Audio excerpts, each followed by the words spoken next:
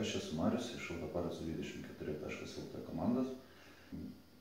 Kiekvieną dieną gaunu pakankamai daug skambučių ir elektroninių laiškų apie tai, kaip veikia EGR-as, kokia jo kaina, kaip jis įtakoja dūmingumui ir panašius dalykus. Taigi nusprendžiau padaryti video, kuris pakankamai, manau, bus naudingas daugeliui iš mūsų. Pagrindinė bėda, kurią turime spręsti susijusią su EGR bėdomis, yra oro srauto judėjimas. Kad būtų paprasčiau įsivaizduoti, nupiešiau pačią paprasčiausią sistemą EGR. Taigi, kaip jisai veikia. Įsiurbiamas oras patenka į degimo kamerą. Čia atlieka visą savo juodą darbą. Išmetamosios dujos yra pašalinamos per išmetimo kolektorių. Kol variklis yra šaltas arba jo sūkiai yra maksimalus, EGR vožtuvas būna uždarytas.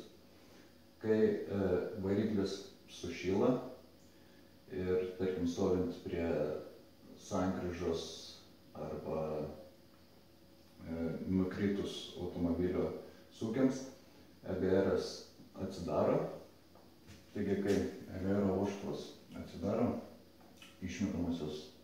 dalis išmetamųjų dujų, kurios keliauja pro išmetimo kolektorių į išmetimo vamzdį, grįžta atgal į siurbimo kolektorių, jos susimaišo su šviežiu oru ir patenka atgal į degimo kamerą. Kodėl išvis reikalingas EGR-as automobilyje? Ką jisai gero duoda ir ką jisai blogo duoda? Blogo tai ką jisai duoda, kad išmetamosios dujos keliaudamos atgal į siurbimo kolektorių, susimaišiusios su šviežiu oru, pradeda ir iš alsuoklio patekusiais tepalo garais, pradeda koksuoti visą išmetimo kolektorių. Jisai pradeda siaurėti, čia pradeda kauptis suodžiai. Susikaupę suodžiai šitose vietose arba ant pačio EGR kojelės įstrigdina, jisai pilnai nebetlieka savo funkcijos. Kokią funkciją jisai turėtų atlikti? Kokia tikroji yra EGR paskirtis ir pliusai? Kai variklio degimo kameroje vyksta natūralus degimas, procesas, iš degimo kameros yra išmetami teršalai, tokie kaip angliavandenilis,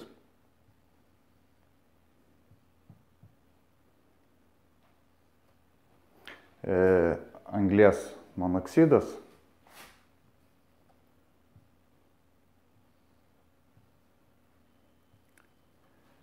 ir pats pagrindinis EGR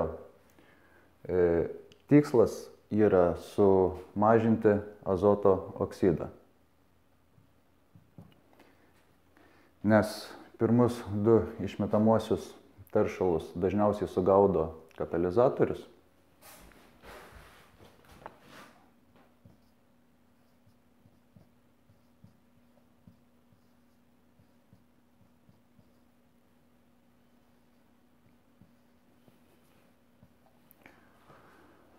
O EGR pagrindinė užduotis yra sumažinti azoto oksido kiekį išmetamosiose dujose.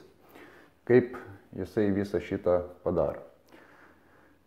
Patekdam dalis išmetamųjų dujų patenkančių ir susimaišiusių su šviežiu oru, patenkančių į degimo kamerą, atvėsina pačią degimo kameros temperatūrą.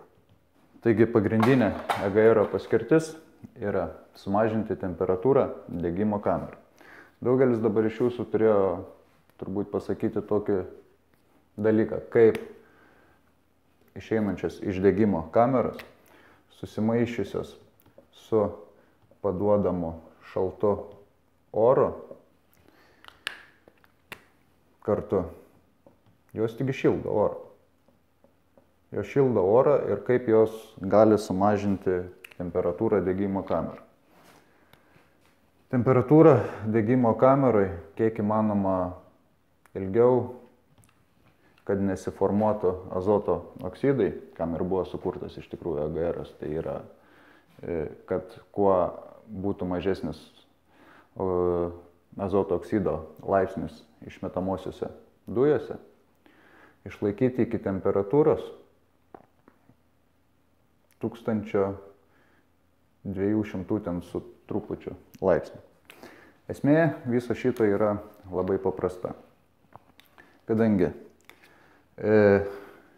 išeinančios dujos iš degimo kameros, jos turi pakankamai dar daug nesudegusio kuro,